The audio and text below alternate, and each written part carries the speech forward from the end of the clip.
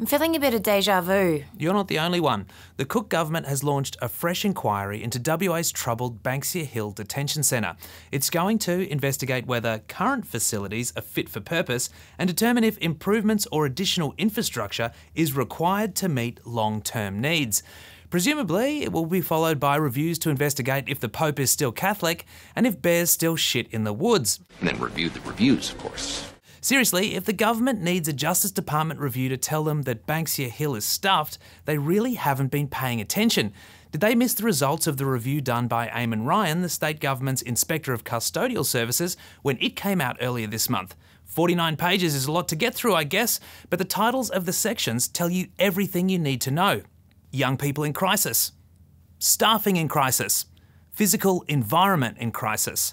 The review laid bare the dire state of affairs at Banksia Hill, including the revelation that there was rat faeces everywhere. Which is hardly surprising, given what we already know about our adult prisons. Yeah. It also revealed that staff refused to work in one office because of the smell of something dead in the ceiling. Ugh.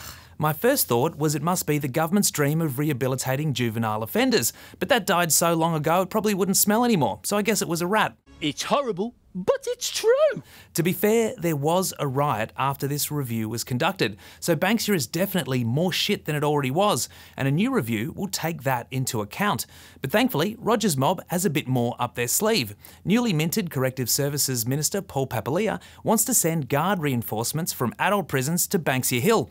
Having more staff so detainees don't have to be in lockdown all the time and can actually get out of their cells for, recreation and rehabilitation is a pretty good idea. It's also pretty f***ing ambitious.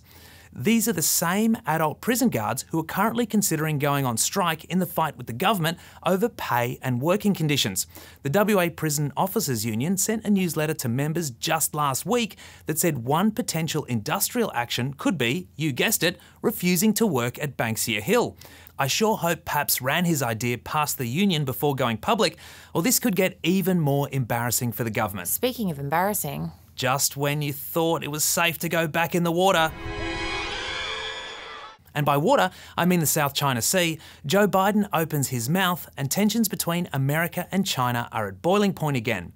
Earlier this week, relations between Beijing and Washington looked to be on the mend when Chinese President Xi Jinping made a surprise decision to sit down with US Secretary of State Antony Blinken. Blinken was the first Secretary of State to visit China in 5 years and the first cabinet member since Biden took office. And meeting Xi wasn't originally on the agenda, so you could say the catch-up was an act of good faith by the Chinese president. But all that goodwill went out the window a day later when Biden fronted a fundraiser in California and called Xi a dictator.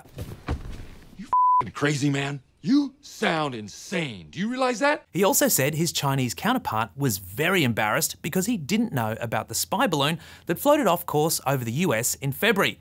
Needless to say, Beijing isn't all that interested in singing Kumbaya with America anymore. Get out of my face, or I'm gonna roundhouse your ass. China's Foreign Ministry spokeswoman Mao Ning said Biden's remarks were extremely absurd and irresponsible and amounted to an open political provocation.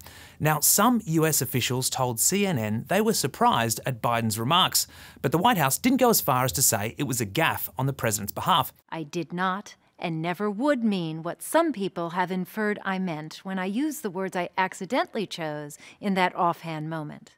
In fact, you can expect a lot more of this anti-China rhetoric in the months to come as US presidential hopefuls try to position themselves as the best person to stand up to big bully Beijing. Don't tell me about China. I know China.